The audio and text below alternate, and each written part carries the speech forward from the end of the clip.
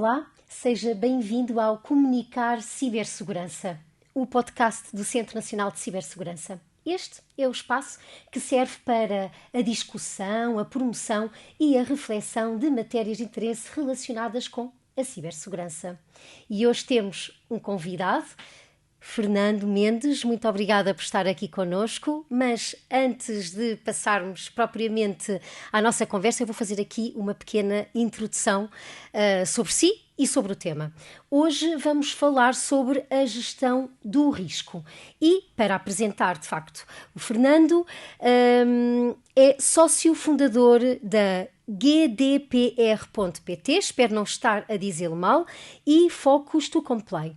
Com mais de 40 anos de experiência na área das tecnologias da informação e 30 dos quais dedicados à segurança da informação e à segurança de IT.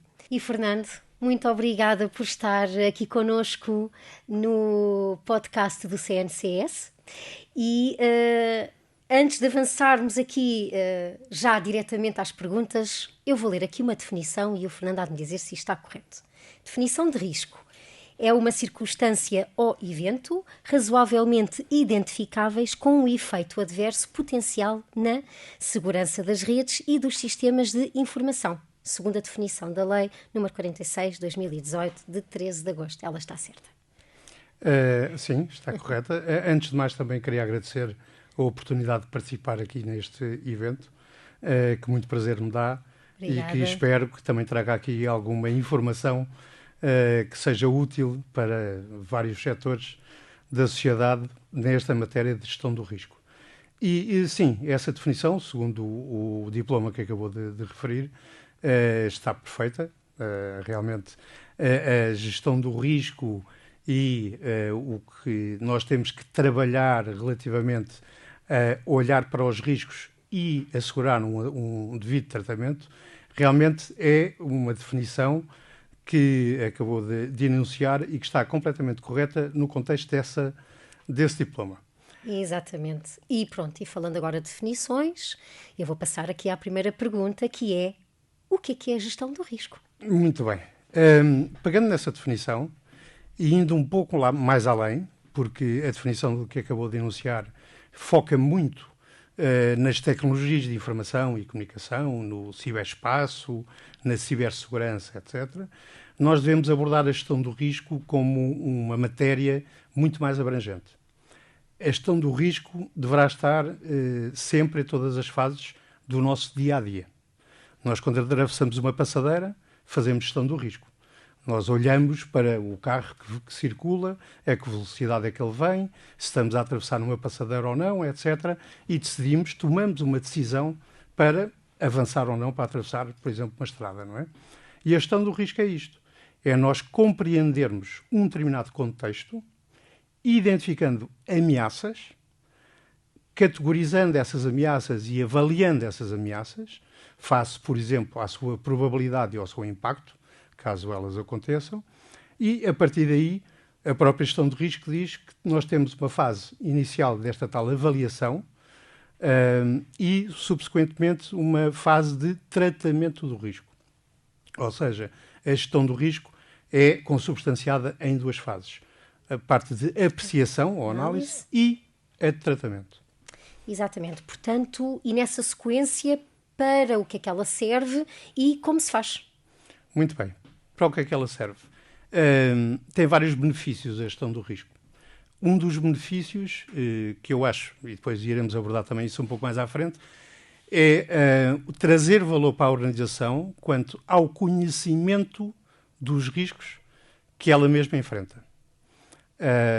Portanto, numa primeira fase, a própria organização deve debruçar-se sobre o contexto em que está inserida e identificar riscos que podem causar impactos negativos ou positivos até no atingimento dos seus objetivos.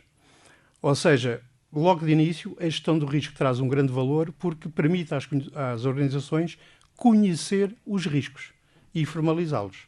E isso é importantíssimo. Depois, a gestão do risco e o modelo habitual ou mais simples que usualmente se utiliza é realmente avaliar para cada um dos riscos a sua probabilidade de ocorrência e o seu impacto caso esse risco se materialize. Não é? Exatamente. A partir daí, a gestão do risco permite-nos uma coisa muito importante, que é separar o trigo do joio. O que é que eu quero dizer com isto? Nós, numa primeira interação e interações subsequentes, nós conseguimos separar aqueles riscos de maior probabilidade e maior impacto daqueles que têm menor probabilidade e menor impacto. Exatamente. Porque realmente o objetivo final de qualquer organização seria, no limite, gerir todos os riscos e trazê-los para patamares aceitáveis. Mas isso muitas vezes é impossível. Portanto, há que trazer o foco para determinado conjunto de riscos. E por essa avaliação de probabilidade e impacto, nós realmente conseguimos separar o trigo do joio e passar a olhar só, em princípio, para os principais riscos que estão, portanto, subjacentes à nossa organização, para procurar medidas para o seu tratamento. Sim, a tal questão da gestão. Da gestão. Exatamente. Como é que a análise de risco influencia as decisões, agora neste caso em matérias de cibersegurança? Muito bem. Como acabei de dizer, portanto, a gestão do risco e a parte da análise e da apreciação vai-nos trazer informação de valor sobre os riscos mais prementes sobre a minha organização. E eu, conhecendo esses riscos mais prementes, em matéria de cibersegurança, vulnerabilidades que os meus sistemas têm, vulnerabilidades que as minhas pessoas têm, vulnerabilidades também que os próprios processos da organização possuem, nós, a partir daí, podemos identificar um conjunto de medidas técnicas e organizativas que me permita baixar um ou dois dos fatores, o fator da probabilidade ou o fator do impacto. E fazendo assim, portanto, auxiliando-nos a implementar determinadas medidas que me venham baixar esses fatores, tornando-me mais resiliente a situações de ameaça e de risco. Não é? Exatamente. E uma característica intrínseca do risco é o fato de ele não poder ser totalmente eliminado. Pode-nos explicar o que é que esta afirmação quer dizer? No limite, eu não subscrevo essa afirmação. Porque, realmente, em termos de metodologias que existem de gestão do risco, como a ISO 31000, ou a metodologia de gestão do risco da NIST, por exemplo, ou outras, como, por exemplo, também o próprio modelo que o CNCS disponibiliza para uma abordagem à gestão do risco, há riscos que podem ser eliminados. Mas, habitualmente, é muito difícil eliminar riscos. O eliminar riscos implica eliminar uma determinada atividade ou um determinado processo dentro da organização. Ou eliminar um determinado ativo que nós tenhamos dentro da organização. E, por vezes, isso é difícil. Portanto, realmente, o que habitualmente se costuma fazer, face aos riscos que se identificam, os tais, os riscos maiores, digamos assim, realmente não se vai muito para a procura da eliminação pura e simplesmente do risco, mas sim o seu tratamento, a sua aceitação ou a sua transferência. E acabei de enumerar 3 das 4 opções de tratamento de risco. Portanto, o aceitar, justificando, tratar, transpor para outro elemento, portanto, fazer uma transposição do risco, ou a sua eliminação, que habitualmente é mesmo muito difícil de executar. E que ferramentas e metodologias existem para encetar esta gestão do risco? Muito bem. Falando em informação de suporte, temos vários referenciais a nível internacional que nos permitem ter um modelo para formalizarmos dentro da nossa organização para a componente de gestão do risco, portanto, para as fases de apreciação, análise e tratamento. Já referi há pouco a ISO 31000, que é uma norma internacional de gestão do risco, mas de uma forma muito abrangente.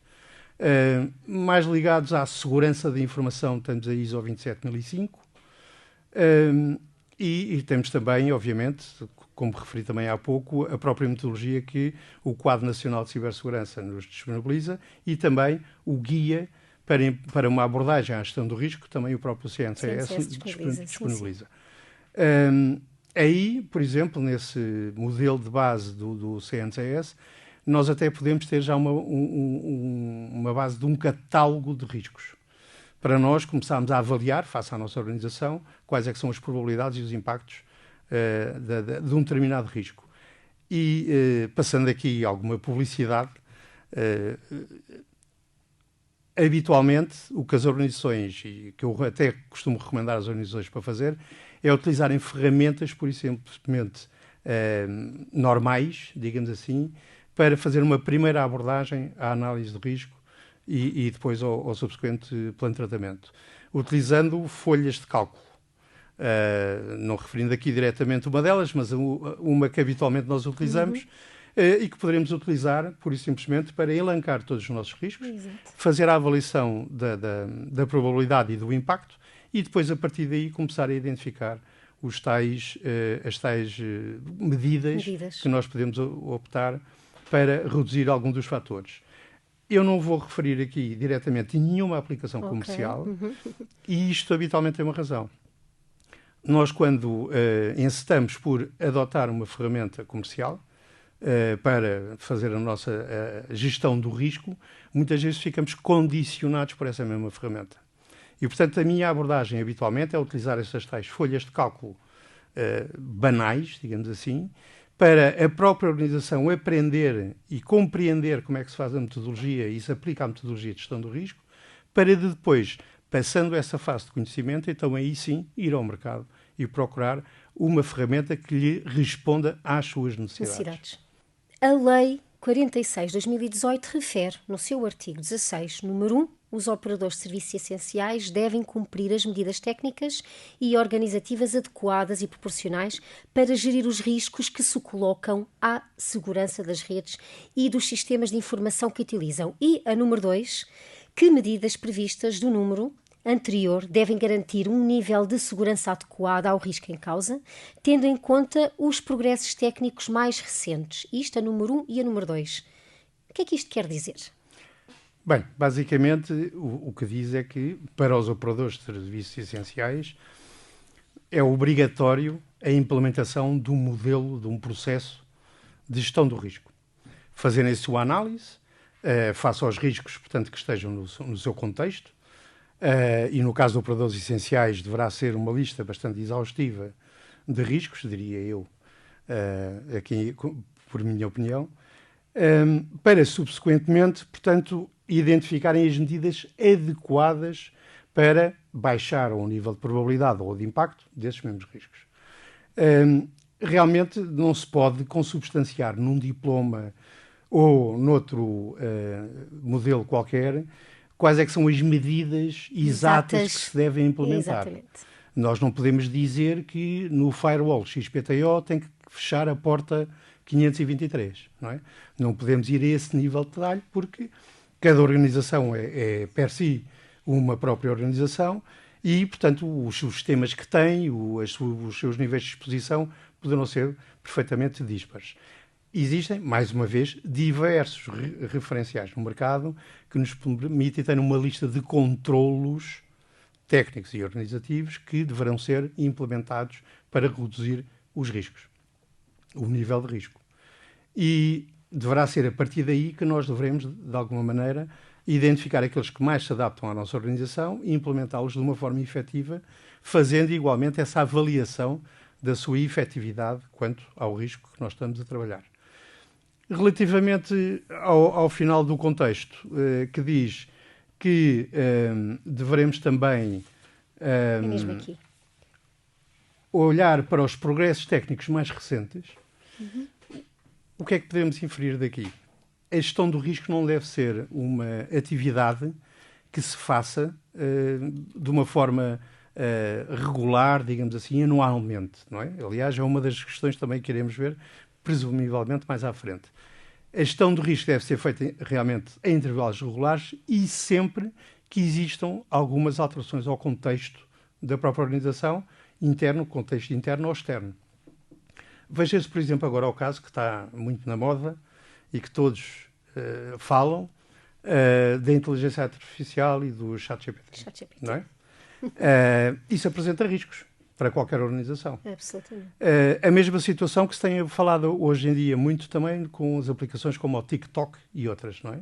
São contextos externos à nossa organização que, por exemplo, nos podem obrigar a fazer uma reavaliação do risco. Para eu verificar, face a novas ameaças, face a novas vulnerabilidades, de que forma é que eu estou resiliente ou não e daí tomar as medidas necessárias para combater esse mesmo risco e gerir esse risco, digamos assim. Sim, sim.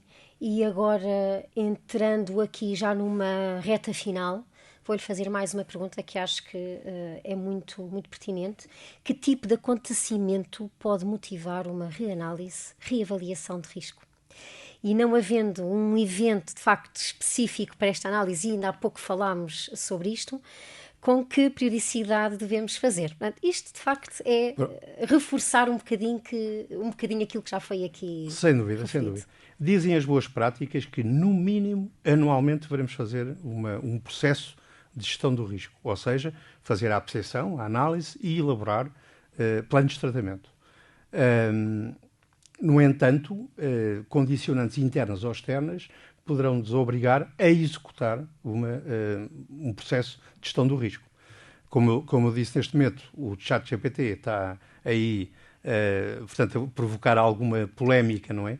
A nível internacional, se calhar faria sentido nós abordarmos uma análise de risco que faça esse contexto externo dentro da nossa organização. Apesar dela ser tão recente. Sem dúvida, sem Mas, dúvida. Daí temos que estar sempre atentos ao contexto interno e externo das organizações para verificar quando é que devemos fazer uma análise de risco. Uma alteração de uma solução, por exemplo, da nossa organização, uma solução informática, ou uma solução que esteja eventualmente até exposta à internet, isso deverá obrigar a fazer uma análise de risco. A alteração nos recursos humanos da nossa organização, uma saída, como infelizmente se vê hoje também muitos dias nas organizações, saída de talento da minha organização, se calhar pode-me obrigar a fazer uma análise de risco na forma como é que eu poderei, em termos processuais e não só, combater determinadas ameaças. Uma alteração no modelo organizacional, uma alteração da localização física da organização, novos escritórios, alterações que se estejam a fazer nos escritórios atuais, tudo isso são partes do contexto interno que se alteram, não é? Partes do contexto externo também que eventualmente se alteram e que nos deve obrigar a fazer uma análise de risco e o respectivo plano de tratamento. Terem atenção aqui que nós podemos ter realmente o nosso modelo para a gestão do risco, é aplicável a um contexto bastante alargado da minha organização, com um conjunto bastante alargado de riscos para ameaças, não é? Mas no caso, por exemplo, de existir uma alteração de saída de talentos da minha organização, se calhar não é necessário fazer toda a análise de risco a todo o meu contexto. Mas se calhar só há alguns conjuntos de riscos que são diretamente aplicáveis por força dessa ameaça que se concretizou. Exatamente. Portanto, eu costumo dizer uma palavra que é: não devemos ligar o complicómetro e, portanto, em determinadas alturas podemos não implementar todo o processo, digamos assim, de análise e tratamento do risco, mas sim com um contexto adaptado à própria situação em que nós estamos, à realidade em que estamos. Exatamente. Isso mesmo. Fernando, muito obrigada por ter estado connosco aqui no nosso podcast aqui do Centro Nacional de Cibersegurança. Foi um gosto e muito obrigada principalmente pela forma tão esclarecedora e prática que abordou este tema e que de certeza que vai fazer a diferença a quem nos está a acompanhar em casa. Muito obrigada. Muito bom. Obrigado eu. Muito mais haveria a dizer, porque isto é uma matéria inesgotável. Mas, mais uma vez, os meus agradecimentos. Obrigada. E um agradecimento especial também a quem nos acompanhou neste podcast. Nós regressamos para uma próxima sessão para conversar e, como sempre, sobre temas de atualidade ligados ao universo da cibersegurança. E aconselhamos ou sugerimos que nos visite em www.cncs.gov.pt, onde vai encontrar um conjunto de atividades que estão ao dispor para os cidadãos e também para as organizações. Obrigada, até breve e não se esqueça, mantenha-se sempre ciberseguro.